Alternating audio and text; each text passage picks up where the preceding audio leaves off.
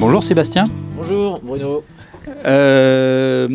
Tu peux nous parler un petit peu de tes motivations pour cet engagement sur la longue route? Oui, alors ça fait déjà quelques temps que j'envisageais de faire un tour du monde. Au départ, j'en ai déjà fait un avec escale il y a une dizaine d'années sur un monocoque de 10 mètres. Et j'ai construit ce trimaran pour justement repartir au tour du monde par le sud.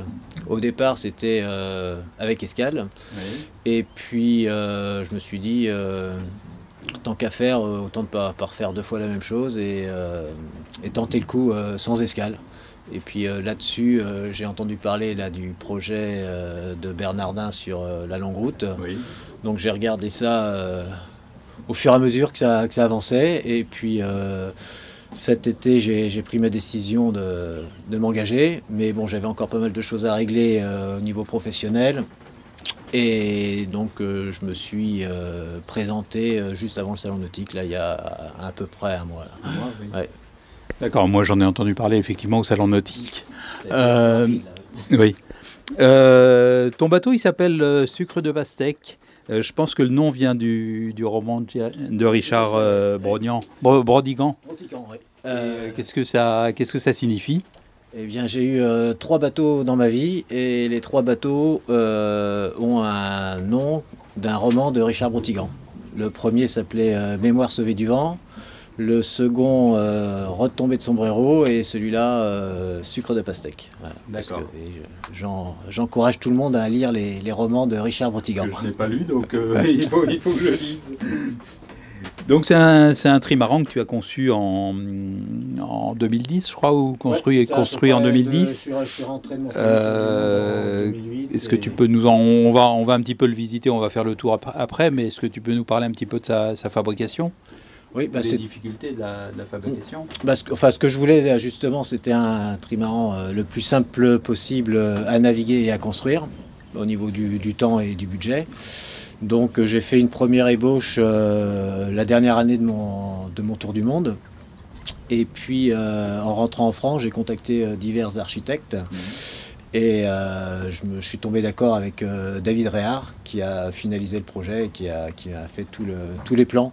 Parce que je me voyais pas trop d'attaque, j'ai pas la formation de résistance des matériaux et autres pour avoir un truc qui tienne la route, puisque je voulais que ce soit un bateau qui puisse faire un tour du monde par les 40e.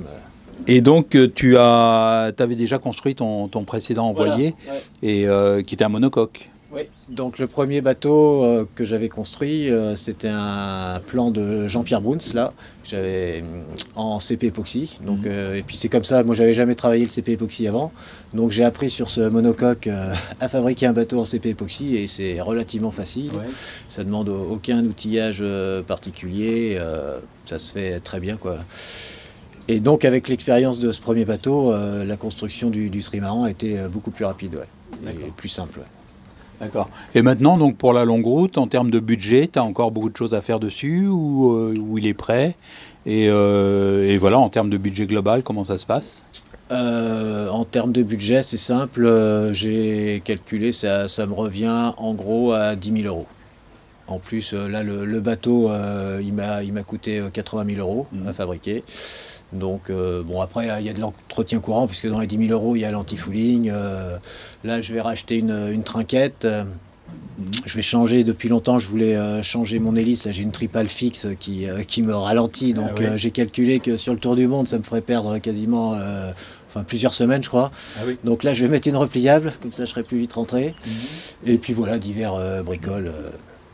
Donc c'est pas... Oui, donc petit budget finalement par rapport... Ouais. Mais tu avais déjà le bateau. Voilà, et puis...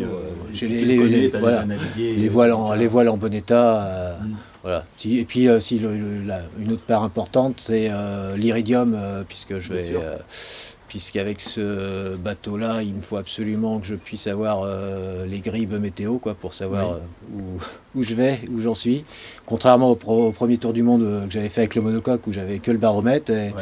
Et je me suis fait pas mal tabasser, et j'ai pas trop envie de me refaire la même chose avec le trimaran. Voilà. Tu avais lancé une cagnotte quand même pour Oui, voilà, bah oui. Comme je me suis dit pourquoi pas effectivement pour l'Iridium, Oui. je vais essayer de mettre en place un suivi cartographique pour ceux que ça intéresse. Et puis voilà, si les gens veulent participer pour me suivre, voilà, tout est ouvert. Ok. Et au niveau avitaillement, tu prévois ça comment? En fait, tu prévois du lyophilisé, du sous-vide. Est-ce que tu as déjà un peu organisé ton Oui, je suis en train d'y réfléchir. Mais je vais faire comme j'avais fait avant, oui, un petit peu de lyophilisé, des conserves. Et puis bon, il y a une nouvelle chose cette année, c'est que maintenant je suis végane. Donc, Oui, d'accord. donc il va falloir faire avec cette contrainte-là Bien sûr. supplémentaire. Donc Bien sûr. je suis en train de voir avec ma femme là, qui va s'occuper de ça et qui va me trouver les bonnes solutions. Ok. Et au niveau de la gestion des déchets, tu vas gérer ça comment? T'as aussi Oui, alors, un petit peu les choses. oui, oui, tout à fait, puisque là, dans le trimaran, il y a de l'espace, Il y a de comme l'espace, oui. je serai tout seul dedans. J'ai des grands coffres étanches à l'arrière et à l'avant, donc je vais faire des poubelles bien compactées, bien étanches, rangées dans les coffres. Voilà, Oui, c'est vrai qu'il y a de la place. puisqu'on a l'habitude, nous on part 2 mois l'été en autonomie complète, puisque avec le trimaran on peut rentrer dans aucune marina, donc Oui. de toute façon quand on part de la Roche-Bernard, on part avec un plein sur 2 mois, on revient avec toutes les poubelles et on est plusieurs à bord, donc là tout seul ça sera à peu près équivalent, je D'accord, pense. oui. Oui. Puis un des problèmes des poubelles, c'est l'odeur, mais si tu as des coffres Voilà, étanches, oui. Puisque le c'est trimaran l'avantage. Ouais. est insubmersible, donc Ouais. il y a des grands coffres étanches sans problème. D'accord.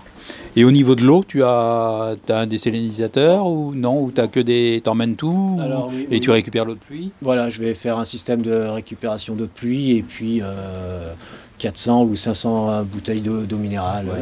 Je pense que ça serait suffisant. Mais c'est vrai que tu as moins de contraintes que certains autres vu la taille du bateau, quoi.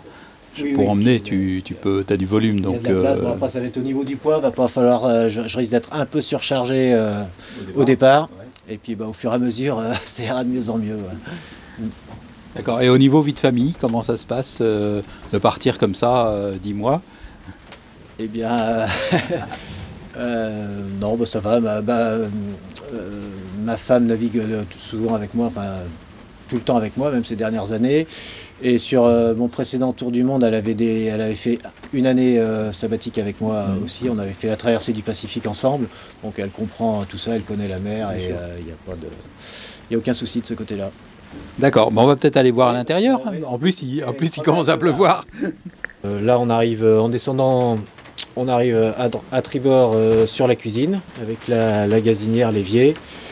À bâbord, une petite table à cartes et le carré avec une innovation, une table qui monte et qui descend Ah, ok. pour nous laisser la place pour aller dans la cabine avant, qui avant était une soute et que j'ai modifiée en cabine il y a 2 ans. Donc on a une cabine avant double et puis on a des bannettes bâbord et tribord. Et à l'arrière, on a une cabine de douche, mais bon, là, elle est un peu en chantier. Et de l'autre côté, les toilettes avec pareil des nouveaux toilettes électriques qui sont fort pratiques. Avant, on avait des toilettes chimiques et c'était un peu le bazar. Avec tous les câbles. Voilà, donc s'il y a un problème d'électricité, on suit le câble et on trouve le problème. Oui, c'est très basique. Oui. D'accord.